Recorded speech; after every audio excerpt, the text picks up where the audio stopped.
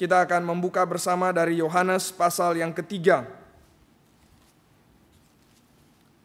Yohanes pasal yang ketiga, kita akan menyelesaikan Injil Yohanes pasal yang ketiga, dan kita akan membaca kali ini dari ayat 31, meskipun kita akan merenungkannya dimulai dari ayat 33. Tapi mari kita baca dari ayat 31 sampai dengan 36.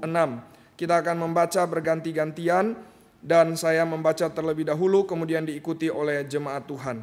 Yohanes 3 ayat 31. Siapa yang datang dari atas adalah di atas semuanya. Siapa yang berasal dari bumi, termasuk pada bumi dan berkata-kata dalam bahasa bumi. Siapa yang datang dari sorga adalah di atas semuanya. Ia memberi kesaksian tentang apa yang dilihatnya dan yang didengarnya. Tetapi tidak seorang pun yang menerima kesaksiannya itu. Siapa yang menerima kesaksiannya itu, ia mengaku bahwa Allah adalah benar. Sebab siapa yang diutus Allah, dialah yang menyampaikan firman Allah, karena Allah mengaruniakan rohnya dengan tidak terbatas. Bapa mengasihi anak dan telah menyerahkan segala sesuatu kepadanya.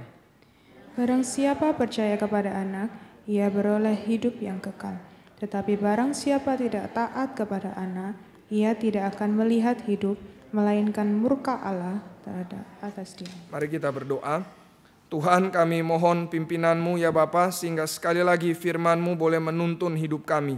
Kami boleh melihat kemuliaan Kristus, dan kami boleh makin serupa dengan Kristus. Kiranya Tuhan pimpin perenungan ini, berilah pada kami hati yang terbuka, pikiran juga yang siap untuk menerima firman. Dan kiranya kuasa penyertaan Allah boleh sekali lagi hadir di tengah-tengah kami, menguatkan juga hamba-Mu untuk memberitakan firman-Nya. Kiranya Tuhan menolong, Tuhan berbelas kasih, Tuhan memberikan firman bagi kami, karena firman-Mu menghidupkan kami. Dalam nama Tuhan Yesus kami bersyukur dan berdoa. Amin. Saudara-saudara sekalian, kita sekarang akan menyelesaikan seluruh dari Yohanes pasal yang ketiga. Dua khotbah yang terakhir tentang Yohanes 3, kita berbicara tentang satu saja. Jadi dari dua khotbah, satu pengajaran inti dari Yohanes Pembaptis, yaitu ayat kuncinya ada di ayat yang ke-30.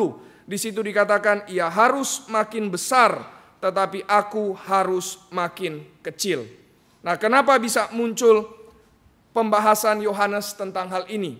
Saudara-saudara sekalian, karena saat itu konteksnya adalah murid-murid Yohanes Pembaptis mereka menjadi iri kepada Yesus dan murid-muridnya. Kenapa? Karena ada yang lebih banyak. Ada orang-orang yang lebih banyak mengikuti Yesus dan dibaptis bersama Yesus dan murid-muridnya.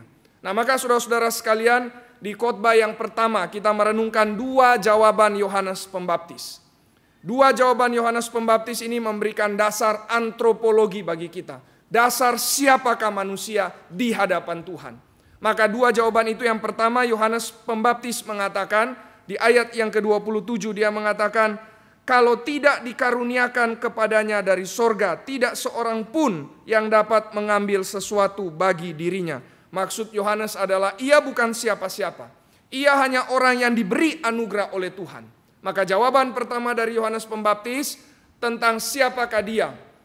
Dia mengatakan, saya adalah orang yang dianugerahi oleh Tuhan, bukan siapa-siapa. Kedua, Yohanes Pembaptis memberikan jawaban dari doktrin gereja. Jadi kalau yang pertama doktrin anugerah, yang kedua adalah doktrin gereja. Itu ada di ayat 29. Yohanes Pembaptis mengatakan, Yesus adalah mempelai pria, umatnya adalah mempelai wanita. Terus siapa aku? Aku hanyalah sahabat dari mempelai pria. Maka aku bukan yang utama. Aku memang penting, tetapi penting di dalam hal membawa orang kepada mempelai pria. Tetapi aku bukan siapa-siapa. Aku hanyalah sahabat dari mempelai pria. Aku bersuka cita karena mempelai pria sudah dipertemukan dengan sang mempelai wanita. Bagianku adalah untuk menyatukan mempelai pria dan mempelai wanita. Nah, jadi saudara-saudara sekalian, dua hal inilah yang menjadi pengertian dasar tentang siapakah kita. Ketika murid-murid Yohanes Pembaptis komplain, ketika murid-murid Yohanes Pembaptis mengatakan lebih banyak yang mengikuti Yesus daripada kita. Bahkan murid-murid mengatakan semua ikut Yesus. Mereka tidak mengikuti kita lagi. Yohanes Pembaptis mengatakan, ingat, kita hidup berdasarkan anugerah. Dan yang kedua, kita bukan siapa-siapa, hanya sahabat dari mempelai pria. Kalau kita ingat dua hal ini, inilah yang akan memberikan hidup yang rendah hati bagi kita. Yohanes Pembaptis begitu rendah hati, ia harus makin besar. Yesus harus makin besar, aku harus makin kecil. Karena dia sadar dua hal ini. Dia hanya diberi anugerah, dan yang kedua, dia adalah sahabat dari mempelai pria. Sahabat dari Kristus. Berikutnya saudara-saudara sekalian, di khotbah yang berikut, itu khotbah yang pertama dari ayat 22 sampai 36, dan khotbah yang kedua adalah tentang siapakah Yesus. Jadi dari siapakah Yohanes Pembaptis, Yohanes membahas tentang siapakah Yesus. Dari antropologi menuju kepada kristologi, sehingga bisa sadar bahwa diri tidak ada apa-apanya. Diri harus makin kecil, Yesus yang harus makin besar. Maka di dalam kristologi, Yohanes mengatakan dua hal tentang Yesus. Pertama, dia datang dari atas, ayat 31. Dia datang dari atas, maka dia adalah di atas dari semuanya.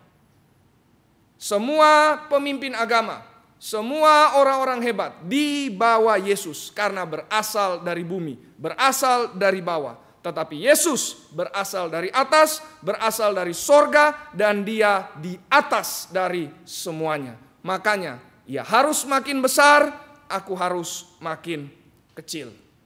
Kedua, Yohanes Pembaptis mengatakan, Yesus memiliki seluruh pengetahuan yang benar tentang siapakah Allah yang sejati. Ini di ayat 32. Ia memberi kesaksian. Yesus memberi kesaksian tentang apa yang dilihatnya dan apa yang didengarnya. Maka Yesus adalah saksi mata utama. Tentang siapa? Tentang Allah, tentang kebenaran. Maka saudara-saudara sekalian, disitulah Yohanes Pembaptis menutup tentang siapakah Yesus. Jadi dari bicara tentang siapa dia, kemudian bicara tentang siapa Yesus, ini semua menjadi dasar sehingga Yohanes Pembaptis mengatakan, Yesus harus makin besar dan aku harus makin kecil.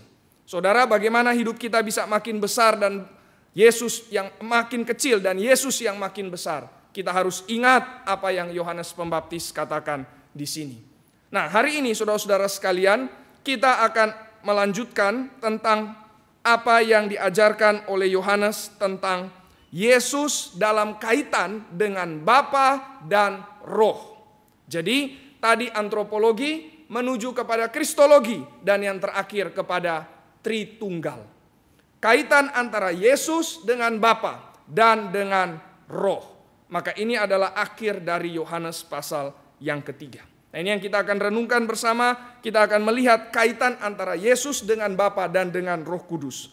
Pertama-tama saudara-saudara sekalian, kaitan antara Yesus dengan Allah Bapa.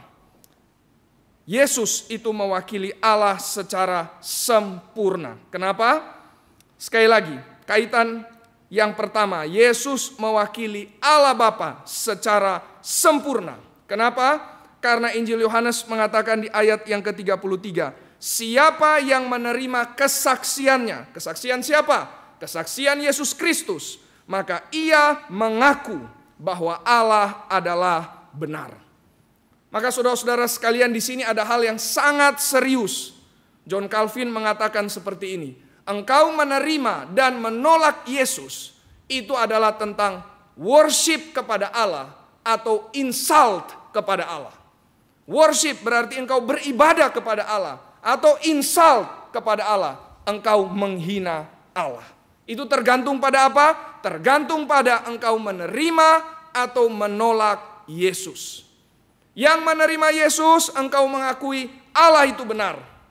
Yang menolak Yesus, engkau mengatakan Allah berbohong, Allah pendusta.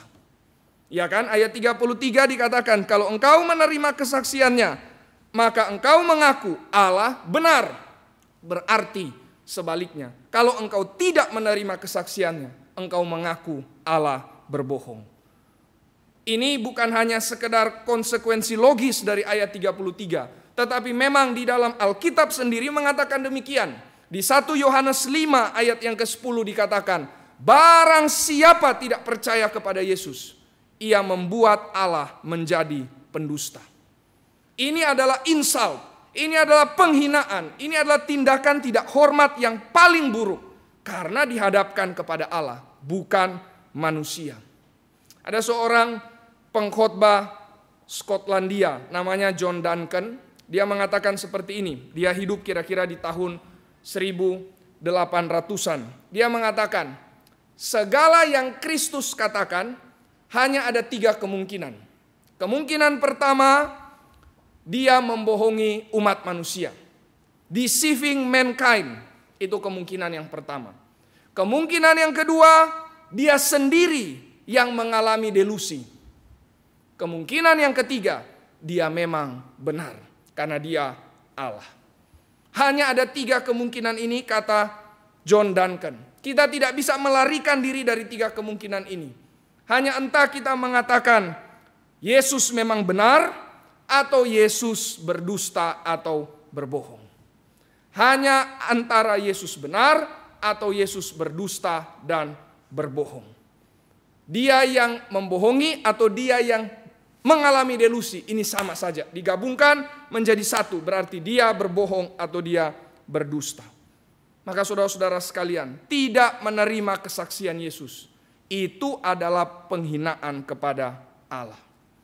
Saudara-saudara sekalian, rasa hormat tertinggi itu bukan utamanya kepada orang yang lebih tua, bukan kepada negara, bukan kepada orang tua kita sendiri, bukan itu yang utama, tetapi yang utama kepada Allah yang di sorga dan yang kekal. Dan rasa hormat kita kepada Allah dinyatakan melalui Yesus. Sebaliknya saudara-saudara sekalian, penghinaan terburuk bukan kepada orang yang lebih tua, bukan kepada negara, bukan kepada siapapun, tapi yang utama kepada Allah. Dan tindakan penghinaan kepada Allah juga dinyatakan melalui sikap kita kepada Yesus. Jadi Kristus itu adalah sentral. Kristus adalah yang utama, bukan pemimpin agama lain, bukan kitab suci yang lain, tetapi Kristus. Kenapa? Karena sekali lagi, Kristus mewakili Allah secara sempurna. Di dalam Injil Yohanes, Yesus mengatakan berkali-kali kalimat seperti berikut ini. Aku dan Bapa adalah satu. Yang aku kerjakan juga yang Bapa kerjakan. Aku tidak menuruti kehendakku, tapi kehendak Dia yang mengutus aku. Maka kesimpulannya, yang terima Yesus mengakui Allah benar. Yang menolak Yesus berarti menuduh Allah pendusta. Jadi saudara-saudara sekalian, ini satu paket. Satu paket antara engkau terima kebenaran Yesus dan engkau juga terima kebenaran Allah. Ini satu paket. Yesus dan Bapa tidak pernah bisa dipisahkan. Maka kalau ada yang mengatakan saya percaya Allah, tapi saya tolak Yesus, ini tidak bisa, saudara. Sebab Yesus adalah perwakilan utusan Allah yang sempurna. Allah Bapa telah menetapkan dalam kekekalan bahwa Yesus sang firman, sang anak Allah, dialah yang akan mewakili Bapa secara sempurna. Jadi sikapmu, pendapatmu, responmu terhadap Yesus itu sama dengan responmu, pendapatmu, dan sikapmu juga terhadap Allah. Saudara, tidak mungkin ada hal yang seperti ini. Oh, orang menolak Yesus, maka Bapa senang. Itu tidak mungkin. Orang menerima Yesus, tapi Bapa tidak senang. Itu tidak mungkin. Tidak sinkron, tidak harmoni. Yang benar adalah respon terhadap Yesus, sekaligus juga respon terhadap Allah. Tidak ada seorang pun mengenal anak selain Bapa, dan tidak ada seorang pun mengenal Bapa selain anak. Sehingga saudara-saudara sekalian, semua orang beragama, semua orang yang mengaku percaya Allah tapi tidak percaya Yesus, mereka sebenarnya mengatakan Allah pendusta, Allah pembohong. Jadi orang bisa beragama, orang bisa makin setia di dalam agamanya, makin melaksanakan tugas-tugas agamanya. Tapi kalau dia makin tolak Yesus, sebenarnya dia makin jauh dari Allah, bukan makin dekat. Yesus mengatakan, engkau kalau tolak aku, engkau sebenarnya bukan tolak aku, tapi tolak yang mengutus aku. Siapakah itu? Allah Bapa. Maka saudara-saudara sekalian, bagi orang yang belum percaya, tapi dia mau beribadah kepada Allah, maka engkau perlu dan harus terima Yesus. Sebab Allah diwakili oleh Yesus secara sempurna. Ibadah kepada Allah itu melalui menerima perkataan Yesus. Sebaliknya insult atau penghinaan kepada Allah melalui penolakan kepada Yesus. Jadi saudara-saudara sekalian, tidak peduli berapa banyak orang berdoa, tidak peduli berapa banyak orang memberi persembahan, tidak peduli berapa banyak orang korbankan binatang, tetapi kalau tidak percaya kepada Kristus, tidak beriman kepada Kristus, tidak menyerahkan hidup kepada Kristus, maka itu tetap menganggap Allah pendusta. Maka saudara-saudara sekalian, mari kita beriman kepada Kristus, sehingga kita sungguh-sungguh beribadah kepada Allah.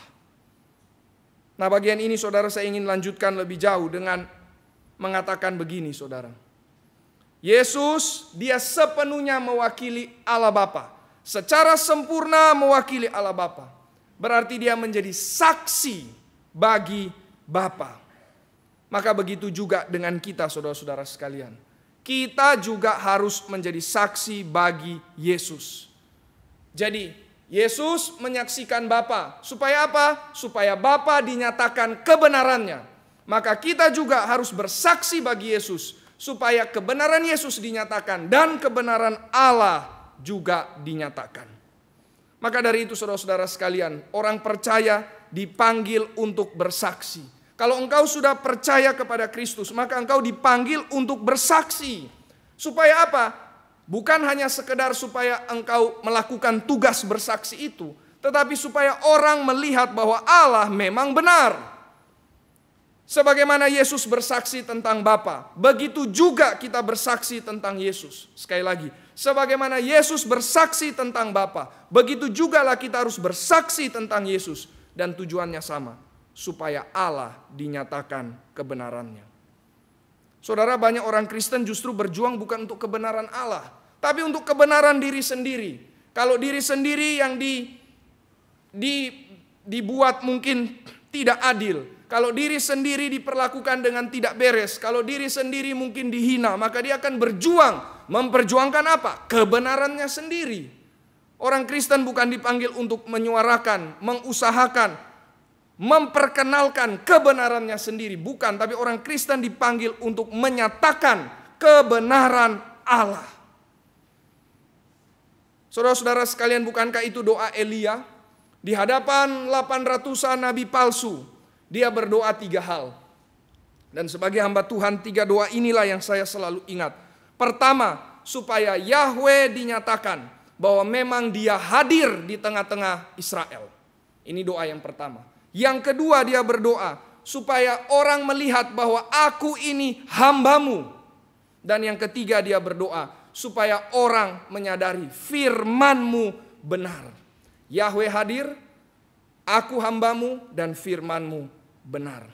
Kalau mau disimpulkan 3 doa ini di dalam satu hal saja, yang menjadi doa dari Elia adalah supaya orang sadar bahwa Allah yang sejati, Allah yang benar, itu adalah Allah Israel. Inilah yang menjadi doa Elia. Maka saudara-saudara sekalian, kalau kita tidak bersaksi tentang Yesus, sekali lagi, kalau kita tidak bersaksi tentang Yesus, maka kita membiarkan orang untuk terus menganggap bahwa Yesus tidak benar. Dengan demikian Allah dinyatakan sebagai pembohong. Saudara-saudara sekalian, saya ingin ambil contoh dari pelayanan di KKR Toraja. Waktu KKR kemarin, kami berkesempatan selain mengisi sesi yang setiap pagi sampai siang ke sekolah-sekolah, di sore hari atau setelah jam 1, setelah jam 12, kami mengisi pembinaan bagi salah satu sekolah yang ada di Rantepau tadi. Sekolah yang besar sekali, jumlah muridnya sekitar 1.500, dan kita diberi kesempatan untuk memberikan satu pembinaan bagi para guru. Dan yang menarik di situ ada satu guru bertanya begini. Saya mau tanya, dulu kami orang yang belum kenal Tuhan, maka namanya adalah mereka menyembah agama yang disebut Aloktodolu. Ini agama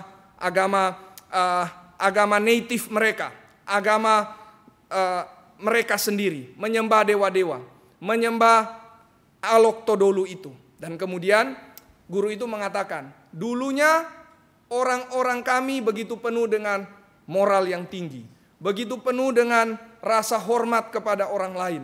Tapi kenapa sekarang setelah sudah jadi Kristen malah moral makin rusak? Dan Toraja itu salah satu tempat yang paling tinggi HIV-nya. Kenapa moral begitu rusak? Nah ini kan pertanyaannya mau kemana? Berarti maksudnya tinggalkan saja iman Kristen, balik ke Aloktodolu. Nah saudara, maka apa di sini yang diperlukan? Yang diperlukan adalah mari kita nyatakan bahwa Kristus yang benar. Iman Kristen itu adalah iman yang akan menghasilkan moral yang benar. Maka saya katakan yang pasti salahnya bukan iman Kristen. Salahnya bisa saja orangnya, salahnya bisa saja kita yang juga salah asumsi. Kita pikir semua sudah Kristen, padahal bukan Kristen yang sejati. Karena pohon yang baik pasti menghasilkan buah yang baik. Maka poinnya apa saudara berkaitan dengan hal yang kita sementara renungkan ini? Poinnya adalah kita harus bersaksi. Karena kalau kita tidak bersaksi, maka orang akan menganggap Allah pendusta. Kalau kita tidak bersaksi, maka orang yang sudah Kristen pun bisa goyang. Dan mereka seperti Bapak yang tadi bertanya, saya tidak tahu apa isi hatinya. Tetapi bisa saja salah satu kesimpulan logisnya adalah, kalau begitu iman Kristen bukan iman yang benar. Maka tinggalkan saja iman Kristen. Maka saudara, bersaksi itu sangat penting. Menyatakan Kristus itu harus dilakukan supaya orang melihat Allah itu benar. Maka pendeta Stephen Tong mengatakan harus ada re-evangelisasi. Re-evangelisasi maksudnya apa? Daerah-daerah yang sudah menamakan diri Kristen perlu diinjili kembali. Ini bukan hanya terjadi di Indonesia, tetapi banyak hamba Tuhan di Barat, di Amerika pun sudah mulai mengatakan, negara kita orang kenal sebagai negara Kristen, tetapi justru merekalah yang paling butuh mendengar Injil kembali. Kenapa saudara-saudara sekalian? Karena mereka makin keluar dari iman dan makin seolah-olah menyatakan Allah pendusta. Maka bersaksilah bagi kebenaran Kristus. Kristus benar, maka Allah adalah benar. Kalau begitu pembohongnya siapa? Pendustanya siapa? Pendustanya adalah dunia dan iblis. Maka saudara-saudara sekalian, orang yang bersaksi berarti orang yang harus siap untuk berhadapan dengan polemik. Orang yang harus siap untuk berhadapan dengan kontroversi. Karena dia akan menyatakan kebohongan dunia. Bersaksi tidak mungkin tidak akan menyatakan kebohongan dunia. Bersaksi tidak mungkin tidak ada polemik. Maka tidak heran Yohanes Pembaptis dipenggal kepalanya. Dia adalah saksi tentang Kristus, tapi dia dipenggal kepalanya. Kenapa? Berpolemik. Kenapa? Menyatakan kebohongan dunia. Maka saudara-saudara sekalian, mari kita bersaksi. Tapi kalau bersaksi polemik, kalau berpolemik, kalau melakukan hal yang kontroversi, siapa yang bela kita? Tuhan yang akan bela kita. Kristus yang akan menjadi pembela kita di dalam penghakiman terakhir. Tetapi mereka yang tidak bersandar pada Kristus di penghakiman terakhir, tidak ada yang membela mereka. Maka mari saudara-saudara sekalian bersaksilah demi kebenaran Allah. Barang siapa bersaksi, rela menghadapi polemik, rela berhadapan dengan kontroversi. Barang siapa bersaksi, Tuhan yang akan membela dia. Kiranya kita yang mengingat hal-hal ini. Maka poin yang pertama, Yesus mewakili Allah secara sempurna. Itu hal yang pertama. Yang kedua, kaitan antara Yesus dengan Roh Kudus. Di ayat 34 dikatakan, sebab siapa yang diutus Allah, dialah yang menyampaikan firman Allah. Karena Allah mengaruniakan rohnya dengan tidak terbatas. Maka di ayat 34 kita melihat, Yesus dikaruniai oleh Bapa. Dikaruniai apa? Roh yang tidak terbatas. Maka di dalam perjanjian baru kita melihat supremasi Kristus. Di dalam perjanjian lama, para nabi juga mendapatkan roh. Tetapi roh yang diberikan kepada mereka terbatas. Roh yang diberikan kepada para nabi, para hakim, atau ada orang-orang tertentu yang harus mengerjakan tugas tertentu. Roh diberikan kepada mereka sampai kepada tugas mereka selesai. Tetapi di dalam perjanjian baru, justru dikatakan Yesus memiliki roh yang tidak terbatas. Nah, ini melampaui Yohanes Pembaptis. Padahal Yohanes Pembaptis sendiri dikatakan di dalam Lukas bahwa sejak dari kandungan dia sudah dipenuhi Roh Kudus. Tetapi dipenuhi, bukan diberikan roh yang tidak terbatas. Yesus melampaui itu. Dia diberikan roh yang tidak terbatas. Roh yang without measure, without limit. Ini ada di dalam Yesus. Nah, maka saudara-saudara sekalian, kenapa bisa demikian? Karena dikatakan di sini, Yesus diutus Allah untuk memberitakan firman. Sekali lagi, kenapa Yesus diberikan roh yang tanpa batas, tanpa limit? Karena Yesus diutus Allah untuk memberitakan firman. Nah, maka di sini ada prinsip yang penting, saudara-saudara sekalian. Bagaimana kita bisa tahu bahwa seseorang itu disertai Roh Kudus atau tidak? Seringkali kita mendengar ada orang-orang yang akan mengatakan, wah, pendeta Stephen Tong itu pendeta yang tidak ada Roh Kudus. Kita mungkin pernah dengar itu ya. Kenapa? Karena tidak melakukan mujizat. Padahal mujizat yang paling besar adalah orang yang tidak percaya bisa jadi percaya. Orang yang dari gelap bisa menuju terang. Orang yang berdosa bisa bertobat. Itu mujizat paling besar sebenarnya. Tetapi oke, kalau kita ikut argumen orang-orang itu, mereka mengatakan bahwa tidak ada mujizat, maka dari itu tidak ada Roh Kudus. Tapi saudara, itu bukan prinsip Alkitab. Sangat jelas di sini dikatakan yang dikaruniai Roh Kudus, yaitu mereka yang memberitakan firman, bukan karena melakukan mujizat. Yang melakukan mujizat, mereka itulah yang Yesus katakan. Bukan semua yang melakukan mujizat akan dikatakan seperti ini. Tetapi ada yang melakukan mujizat, bahkan bernubuat, bisa dikatakan kalimat berikut ini oleh Yesus, yaitu aku tidak mengenal engkau. Itu ada di Matius pasal yang ke-7. Tapi saudara-saudara sekalian, siapakah yang disertai oleh Roh Kudus? Mereka yang memberitakan firman. Maka prinsip yang penting di sini apa? Ada kaitan yang tidak terpisahkan antara firman dan Roh Kudus. Roh Kudus selalu bekerja bersama dengan firman. Di mana firman diberitakan, di situ Roh Kudus bekerja. Makanya tidak heran Paulus mengatakan firman itu adalah kuasa Allah yang menyelamatkan. Kenapa? Karena Roh Kudus bekerja ketika firman diberitakan. Firman bukan sekedar teori, saudara. Firman bukan sekedar doktrin. Firman bukan cuma sekedar retorika. Firman punya kuasa untuk menyelamatkan. Kenapa? Karena Roh Kudus bekerja. Di Yohanes 6 ayat yang ke-63 dikatakan, firman, yaitu perkataan-perkataan Yesus, adalah roh dan hidup. Kenapa bisa demikian? Karena perkataan-perkataan Yesus bukan sekedar perkataan-perkataan biasa, tapi roh bekerja bersama dengan perkataan Kristus.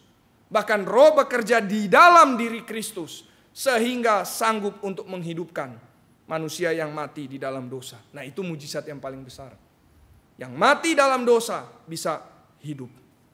Maka saudara-saudara sekalian, jangan remehkan firman. Jangan remehkan pembacaan firman. Mari kita sungguh-sungguh baca firman. Karena lewat membaca firman, roh Tuhan bekerja. Jangan remehkan juga pemberitaan firman. Jangan datang ke gereja hanya sekedar ya karena memang mau ke gereja, karena ini hari Minggu, karena ini tugas orang Kristen. Bukan, saudara. Tapi mari kita meninggikan firman, mengutamakan pemberitaan firman. Dan pemberitaan firman di dalam ibadah bukan hanya pada waktu khotbah, tapi juga keseluruhan ibadah itu. Di situ firman menguasai. Maka mari jangan remehkan, mari jangan abaikan firman. Karena firman itulah yang akan menghidupkan engkau, menyelamatkan engkau. yang akan membuat hidupmu sungguh-sungguh tidak binasa. Saudara, di Toraja ada cukup banyak orang bunuh diri. Dan ternyata waktu ada di Toraja kita juga mendengar di Surabaya ada berita lagi, mahasiswa bunuh diri. Kenapa bisa demikian, saudara? Kenapa bisa? Karena tidak ada firman, saudara. Firman menghidupkan, firman tidak membunuh. Firman menghidupkan, firman menyelamatkan, bukan membinasakan. Maka saudara, engkau butuh firman di tengah dunia yang makin sulit, makin banyak beban. Pengharapannya pada firman. Bukan karena firman memiliki teori terhebat, itu tentu saja jelas benar. Tetapi yang paling utama adalah karena Roh Kudus bekerja bersama dengan firman. Roh yang berkuasa, roh yang menghidupkan, roh yang menghibur, roh yang menuntun, roh yang menasehati itu bekerja bersama dengan firman. Juga saudara-saudara sekalian, pemberitaan firman itu penting bukan karena yang memberitakan firman itu cakap, pintar, dan lain sebagainya. Bukan, tapi yang utama karena Roh Kudus bekerja bersama dengan pemberitaan firman. Sehingga meskipun kita kurang, kita lemah, tapi Tuhan bisa pakai karena Roh Kudus menyertai setiap pemberita firman yang setia. Maka saudara-saudara sekalian, Roh Kudus dicurahkan dengan tidak terbatas kepada Yesus. Dan barang siapa yang mendengar perkataan Yesus, dia hidup. Dan itulah yang Yohanes ingin lakukan melalui tulisan Injil Yohanes ini. Barang siapa yang membaca Injil Yohanes, kata Yohanes Rasul, engkau akan mengalami hidup. Kenapa? Karena di dalam Injil Yohanes, bahkan di dalam seluruh Alkitab, ada perkataan Allah. Dan Roh Tuhan bekerja bersama-sama dengan firman. Sehingga roh menghidupkan engkau. Nah sekarang saudara-saudara sekalian, kita lanjutkan lebih jauh. Bukan hanya Yesus yang dikaruniakan Roh Kudus, tetapi juga setiap orang yang percaya. Dan yang lebih khusus yaitu mereka yang diutus Allah untuk memberikan firman. Mereka juga mendapatkan Roh Kudus, mereka juga dikaruniakan Roh Kudus. Memang tidak terbatas seperti Yesus, tentu tidak. Tetapi kita boleh berpartisipasi di dalam hidup Allah Tritunggal. Apa itu berpartisipasi dalam hidup Allah Tritunggal? Yang sebelumnya di poin yang pertama saya katakan kita harus bersaksi. Yang kedua, kita diberikan Roh Kudus.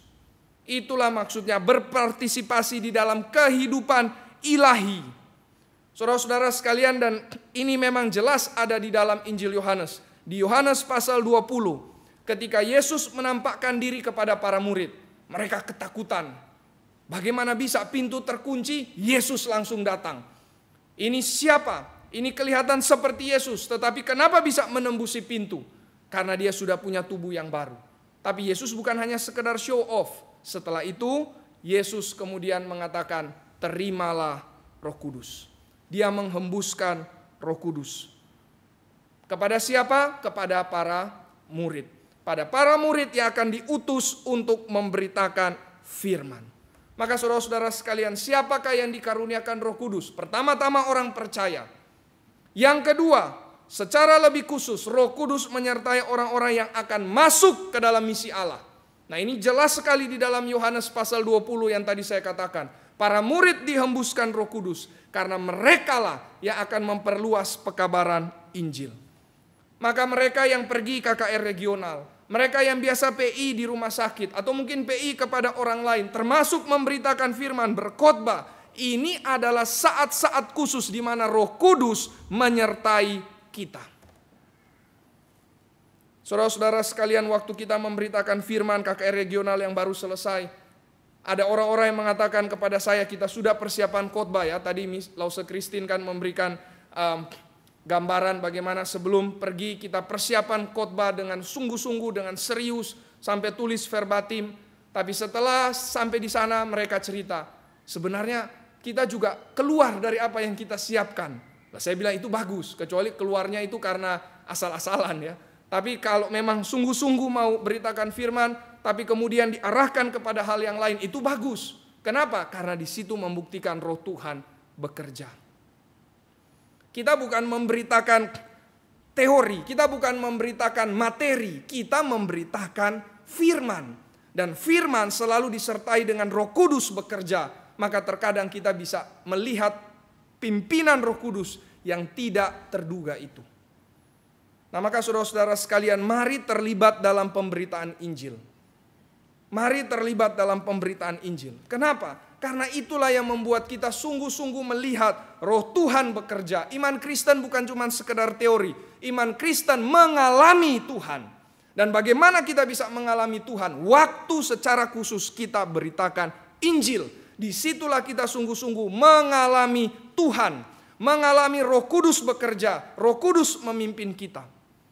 Dan itu akan membuat iman kita bertumbuh. Kekudusan kita juga bertumbuh. Dan kerinduan untuk melayani Tuhan itu bertumbuh. Saudara, engkau tidak akan bertumbuh. Engkau akan makin bertumbuh kalau engkau sungguh-sungguh mengalami. Bukan sekedar dengar teori, bukan sekedar dengar penjelasan, tetapi mengalami. Dan tidak akan bisa engkau mengalami kalau engkau tidak terjun masuk ke dalam misi Allah.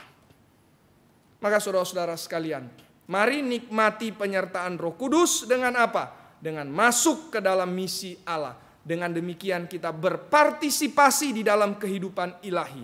Sebagaimana Yesus dianugerahi roh yang tidak terbatas, kita juga dianugerahi roh dengan terbatas. Tetapi kita masih melihat bagaimana Tuhan bekerja. Mari kita mengalami kehidupan ilahi ini, sehingga kita bisa makin bertumbuh di dalam iman. Berikutnya saudara-saudara sekalian, ketiga, setelah kita tadi bicara Yesus dikaitkan dengan Bapa, yang kedua Yesus dikaitkan dengan Roh. Nah, sekarang yang ketiga ini klimaksnya. Klimaksnya apa? Ada di ayat yang ke-35.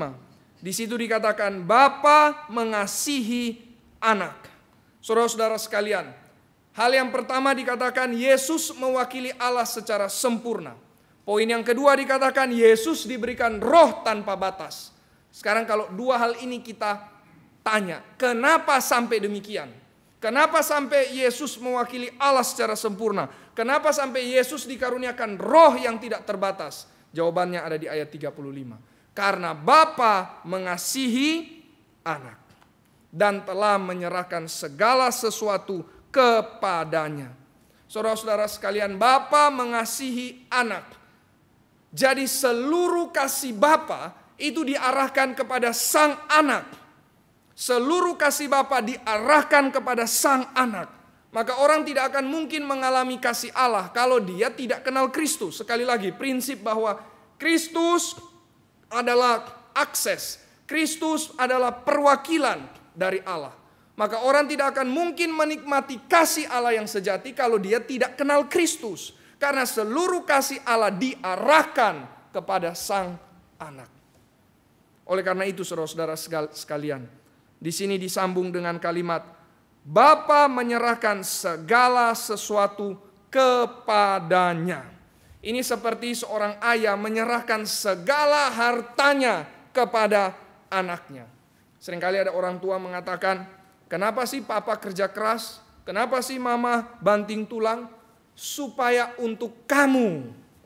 Nah, maka disinilah kita melihat saudara, seluruh berkat, seluruh harta itu dari Allah Bapa dicurahkan kepada Allah Anak. Maka sekali lagi, engkau tidak akan mungkin menikmati seluruh berkat Allah kalau tidak kenal Kristus. Karena seluruh berkat Allah ada di dalam Kristus. Nah, maka sekarang kita tanya, segala sesuatu itu apa? Di sini dikatakan menyerahkan segala sesuatu kepadanya. Segala sesuatu itu apa? Segala sesuatu itu adalah otoritas dan kuasa Allah. Nah, ini mirip seperti Matius pasal 28. Di dalam Matius pasal 28 Yesus mengatakan segala kuasa di sorga dan di bumi telah diberikan kepadaku. Dan ini bukan kuasa yang menghancurkan, ini adalah kuasa kasih. Segala kuasa di sorga dan di bumi telah diberikan kepadaku, kata Yesus. Tapi saudara-saudara sekalian, di sini menariknya. Ini bukan kasih yang eksklusif. Ini kasih yang inklusif. Jadi Bapa menyerahkan segala sesuatu. Bapa menyerahkan cinta kasihnya sepenuhnya kepada anak, tetapi tidak berhenti kepada anak. Justru Bapa mau agar supaya segala yang Dia berikan kepada anak dikelola, dinikmati, dibagikan untuk dunia. Saudara, kalau kita lihat Yohanes 3 ayat 16. Karena begitu besar kasih Allah akan dunia ini. Sekarang Yohanes 3 ayat 35. Bapa mengasihi anak. Yohanes 3 ayat 16 penekanannya terhadap kasih kepada dunia. Yohanes 3 ayat 35 penekanannya adalah kasih kepada anak dari Bapa. Keduanya benar. Bukan hanya kepada anak. Tidak bisa salah satu. Bukan hanya juga kepada dunia, tetapi kepada anak sekaligus kepada dunia. Inilah kasih Allah. Maka saudara-saudara sekalian, kalau kita aplikasi sedikit kepada model kita berkeluarga. Mari kita mengasihi anak, tetapi tidak berhenti hanya sampai pada mengasihi anak saja, anak sendiri saja. Tapi bagaimana kasih kepada anak kita bisa di-extend kepada orang lain. Orang tua cari uang seperti tadi yang saya katakan, bukan hanya sekedar supaya anak pakai kekayaan itu untuk dia sendiri. Kalau seperti itu nanti dia akan pakai untuk foya-foya, dia akan pakai untuk menikmati dosa. Tetapi kiranya itu dipakai untuk kemudian dikelola, dibagikan kepada orang lain. Inilah contoh kasih Bapa kepada anak. Bapa mengasihi anak bukan demi sampai kepada anak saja, tapi dilanjutkan kepada dunia. Begitu juga kita harusnya mengasihi anak kita bukan berhenti kepada anak kita, tapi bagaimana anak kita bisa melanjutkan apa yang kita berikan kepadanya untuk dikelola, dibagikan kepada dunia. Ingat saudara, kita semua adalah steward. Kita semua adalah pengelola. Kita semua adalah manajer, bukan tuan. Tuan yang sejati itu adalah Allah Bapa. Maka saudara-saudara sekalian, Allah Bapa mengasihi anak, Allah anak mengelola kasih Allah untuk diberikan bagi dunia. Yesus mengasihi kita. Kita sudah dapat kasih Kristus. Mari kita bagikan kasih itu juga kepada dunia. Bukan kita nikmati sendiri, bukan berhenti kepada kita, tapi kita hadirkan, hantarkan bagi dunia. Kalau kita lakukan itu saudara-saudara sekalian, kita mengenal kasih Allah Tritunggal. Tapi kalau kita cuma berhenti pada diri kita, kita tidak kenal kasih Allah Tritunggal. Kalau cuma berhenti kepada diri kita, kita tidak berpartisipasi di dalam hidup Allah Tritunggal. Tapi kalau kita lanjutkan, bagikan kepada orang lain, berarti kita berpartisipasi di dalam kehidupan Allah Tritunggal. Inilah kasih Allah Bapa kepada anak dan sekaligus kasih Allah Bapa kepada dunia. Dan siapa yang membawanya kepada dunia? Allah anak. Begitu juga kita. Allah anak sudah mengasihi kita, mati bagi kita. Siapa yang melanjutkan kasih Allah anak kepada dunia? Kita yang sudah menerima kasih Allah. Kita yang sudah menerima kasih Kristus. Terakhir saudara-saudara sekalian, karena seluruh kasih Bapa diarahkan kepada Yesus, itu ayat 35 ya, seluruh kasih Bapa diarahkan kepada Yesus. Maka ayat 36 adalah panggilan. Barang siapa percaya kepada anak, ia beroleh hidup yang kekal. Tapi barang siapa tidak taat kepada anak, ia tidak akan melihat hidup, melainkan murka Allah tetap ada di atasnya. Mari kita renungkan ini saudara-saudara sekalian satu demi satu. Sekali lagi, karena seluruh kasih Bapa diarahkan kepada Yesus, maka barang siapa yang percaya kepada anak, ia beroleh hidup yang kekal. Kenapa percaya kepada anak beroleh hidup? Kenapa percaya kepada anak beroleh hidup? Karena di Yohanes 1 sudah dikatakan bahwa di dalam Dia ada hidup. Dan hidup itu adalah terang manusia. Siapakah Dia itu? Sang Firman, Sang Logos, Yesus Kristus. Di dalam Dia ada hidup. Dan hidup itu adalah terang manusia. Sekarang dari Yohanes 3 ditambahkan lagi.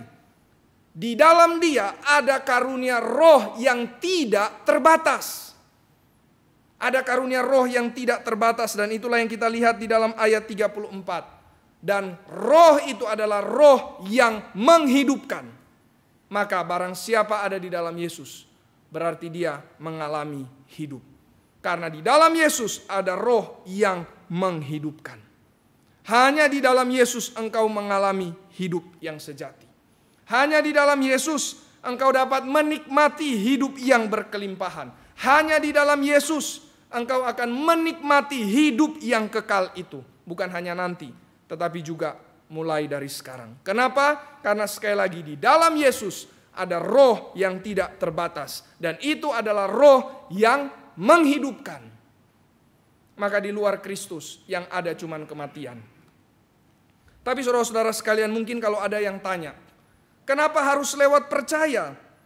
Kenapa Allah tidak langsung saja mengaruniakan hidup, mengaruniakan keselamatan, tetapi harus lewat percaya dulu?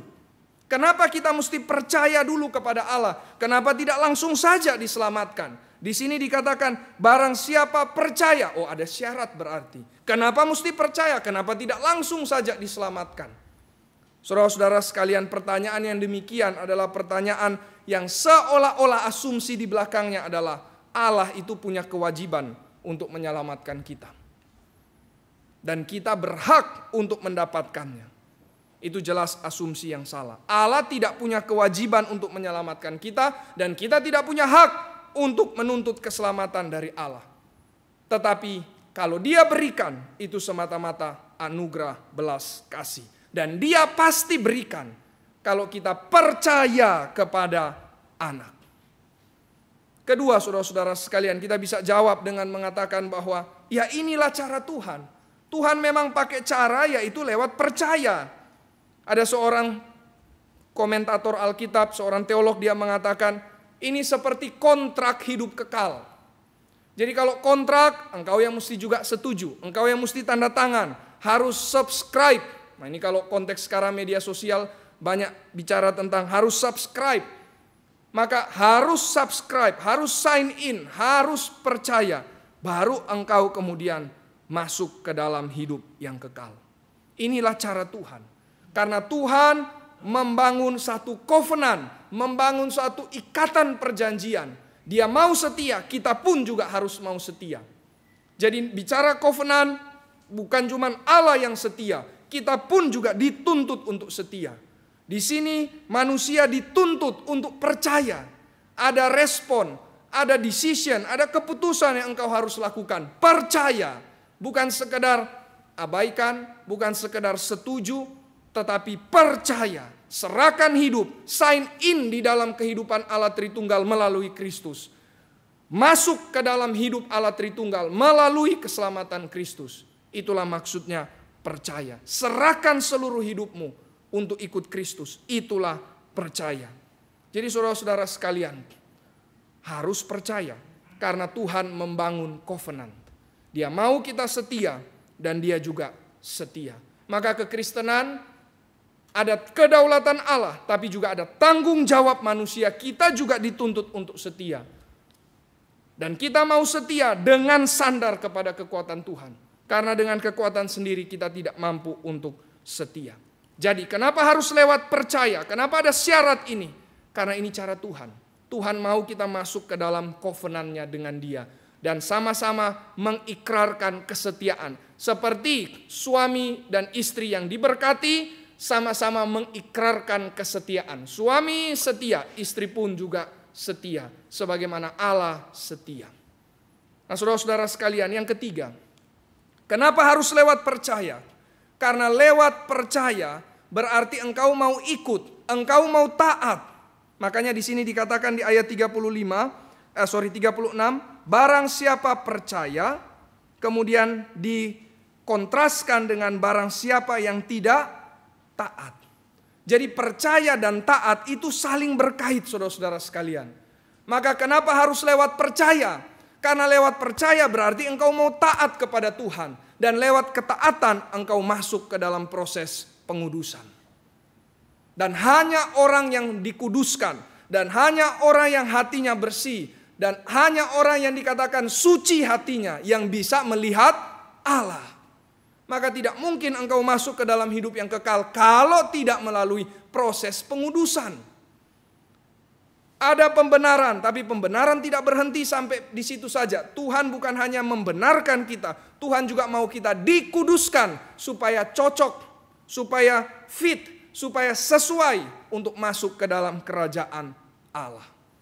Maka percaya dan taat itu saling berkaitan. Maka kenapa Tuhan mengatakan engkau harus percaya? Karena lewat percaya berarti engkau bersedia untuk taat dan masuk ke dalam proses pengudusan. Jadi saudara-saudara sekalian, tidak bisa ada yang mengatakan saya percaya kok kepada Tuhan, tetapi hidup saya tidak taat. Itu tidak masuk di akal, itu tidak masuk sesuai firman. Percaya tapi hidup tidak taat, itu tidak akan bisa terjadi. Yang percaya berarti mau taat. Sebaliknya, oh saya ini taat kok kepada Allah. Saya melakukan segala macam hukum-hukum Allah. Saya melakukan ritual-ritual. Saya mempersembahkan korban, saya ini dan itu dan seterusnya. Semua peraturan agamawi saya lakukan. Tapi tidak mau percaya Yesus. Itu bukan ketaatan yang sejati. Makanya si pemuda yang kaya, Yesus ujikan ketaatannya. Kamu katanya sudah taat sejak masa muda.